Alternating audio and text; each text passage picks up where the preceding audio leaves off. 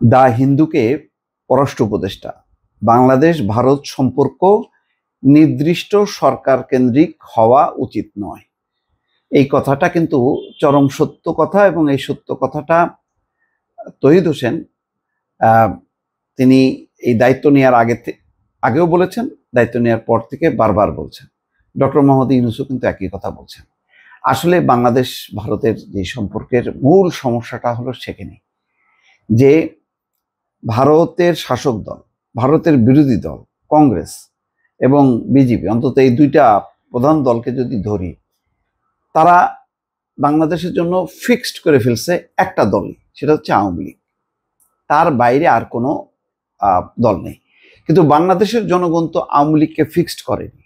বাংলাদেশের জনগণ হচ্ছে যে তুমি যদি ভালো শাসন করো তাহলে তোমার পক্ষে থাকবো, তুমি যদি ভালো শাসন না করো তাহলে তোমার বিপক্ষে অন্য দলকে ভোট দেব।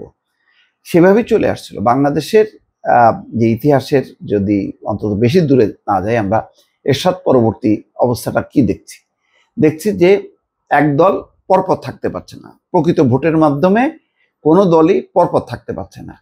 এক দল আসছে, এক দল যাচ্ছে। এটা চলতে চলতে এক সময় হয়তো একটা গণতন্ত্র ম্যাচুরিটি লাভ করতো। যদিও আমরা ওই আওয়ামী লীগ বিএনপি যে শাসন আমল দেখেছি যে খুব আদর্শিক শাসন আমল, সেটা বলা যাবে না, কেননা অধিকাংশ সময় সংসদ অচল থাকতো এবং সরকার পতনের জন্য যেইভাবে লাগাতার হরতাল করতো, ধর্মঘট করতো, এটা খুব ভালো জিনিস ছিল না। কিন্তু ভালো জিনিস না হলেও এর বিকল্প তো এটা হইতে পারে না যে একটা দলকে নিঃশেষ করে দাও আর এই মানে মুক্ত ভোট, উন্মুক্ত ভোট, সুষ্ঠু ভোট, এটাকে কবর দাও। এটা চলতে চলতে একটা ম্যাচুরিটি চলে আসতো। হয়তো আরো 5টা নির্বাচন হলে আমরা হয়তো একটা জায়গায় যেতে পারতাম। কিন্তু যেটা এখন করলো শেখ হাসিনা ক্ষমতা এসে, সেটা হলো একেবারে দিল, মানে স্বৈর শাসন কায়েম করে এবং গণতন্ত্রের বলি ঘটায় দিল, যখন নাকি নির্বাচনটা কক্ষিগত করলো, নিজের হাতে নিয়ে আসলো যে দলীয় সরকার অধীনে নির্বাচন। এখন খেয়াল করেন, যতক্ষণ পর্যন্ত ওই এক দল যাচ্ছে আর এক দল আসছে, তখন কিন্তু ভারত তাদের শাসক গোষ্ঠী একটা ভারসাম্য বজায় রাখত। তারা দুই দলের সঙ্গেই সম্পর্ক ছিল, আওয়ামী লীগের সঙ্গেও ছিল, বিএনপির সঙ্গেও ছিল। যদিও ঐতিহাসিক কারণে ভারতের শাসক দল সবসময় পছন্দ করত আওয়ামী লীগকে, কিন্তু বিএনপির সঙ্গে এইরকম সম্পর্ক ছিল না যে মুখও দেখবে না। কিন্তু পরে প্রণব মুখোপাধ্যায়, ভারতের রাষ্ট্রপতি, তার সঙ্গে এটা খারাপ হয়েছে, এটা ভালো হয়নি। বিএনপি দেখাই করলো না, অ্যাপয়েন্টমেন্ট ছিল, সোনারগাঁয়ে বসেছিল, হরতালের অজুহাতে বিএনপির প্রধান খালেদা জিয়াকে দেখা করতে দেওয়া হলো না। সেই সিদ্ধান্ত ছিল যে না, দেখা করা যাবে না। এবং এই ব্যাপারে সম্ভবত জামাত খুব সোচ্চার ছিল। ভুল তো ভুলই, কিন্তু ওইটাকে কেন্দ্র করে ভারত ওই যে মানে কি বলে পিঠ দেখানো শুরু করলো, তারপর থেকে আর তারা একেবারে বিএনপি জামাত যত দল আছে সবাইকে তারা বর্জন করে তারা বেছে নিল একটা দল। আচ্ছা, ওই দলটা তো কোনো জনপ্রিয় কোনো দল ছিল না।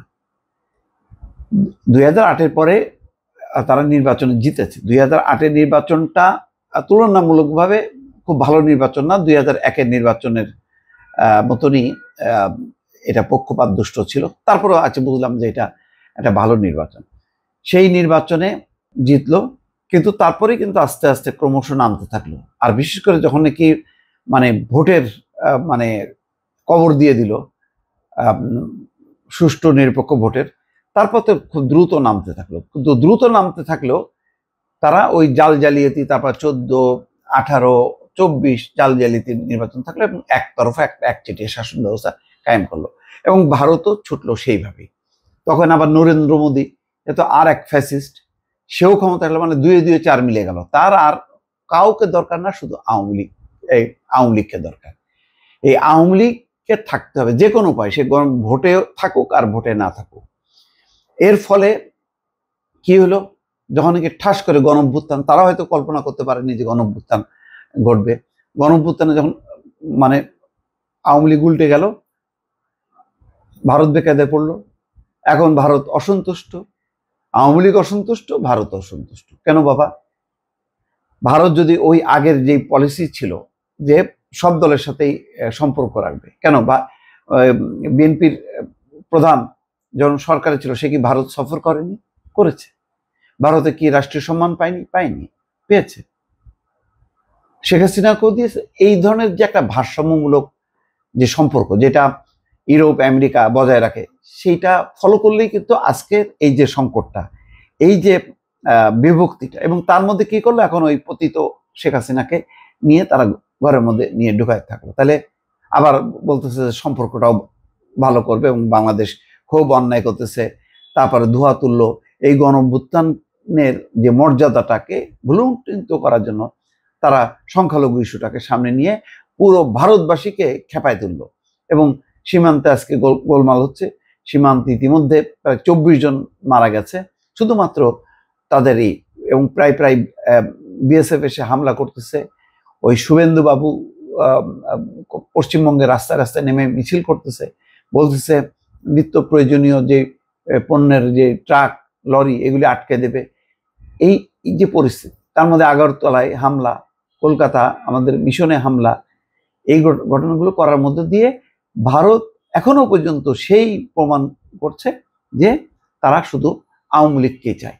এই যে সরকার, একটা নির্দিষ্ট সরকার কেন্দ্রিক যে সম্পর্ক, এটা যে কত বড় একটা কূটনৈতিক বিপর্যয় এবং কত বড় কূটনৈতিক একটা সংকট তৈরি করছে, তারা এটা এখনো সম্ভবত বুঝতে পারছে না। তার মধ্যে দেখেন মোদি যে সেই সরাসরি নতুন প্রেসিডেন্ট, হ্যাঁ, বাংলাদেশে তো আর সেই অ্যাক্সেসটা নেই যেটা মোদি আছে।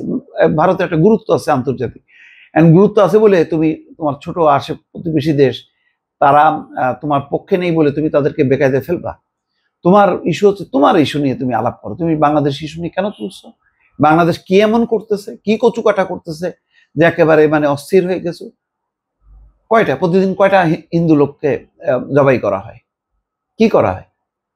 যা ঘটছে সেটা তো সেই গণঅভ্যুত্থানের পরে। তো গণঅভ্যুত্থানের পরে তো 32 নম্বর গুড়াই দিচ্ছে, আওয়ামী লীগের বাসাবাড়ি গুড়াই দিচ্ছে। সেখানে কি মন্দির গুড়াচ্ছে? 5ই ফেব্রুয়ারি যেটা ঘটলো সেটা কি টার্গেটটা কি? টার্গেট হচ্ছে আওয়ামী লীগ। তো 5ই আগস্ট টার্গেট কি ছিল? আওয়ামী লীগ। তা আওয়ামী লীগ কি হিন্দু জনগোষ্ঠীর কেউ করে না? তো সেটাও একটা টার্গেট হয়ে গেছে। এখন ওইটাকে বিচ্ছিন্ন করে তারা বলতেছে এটা সংখ্যালঘু। আর ভারত এটা নাচতেছে, ভারতও সেটাতে তা দিচ্ছে। এই তা দিলে তো সম্পর্কটা ভালো থাকবে না।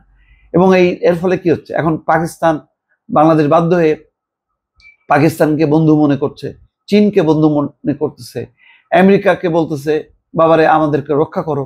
তুমি ইলন মাস্ককে বলতেছে তোমার স্টারলিংক নিয়ে আসো, আমি ব্যবসা দেবো। কি করবে? উপায় তো নেই। এবং এই পরিস্থিতিটা তৈরি করতেছে ভারত নিজে।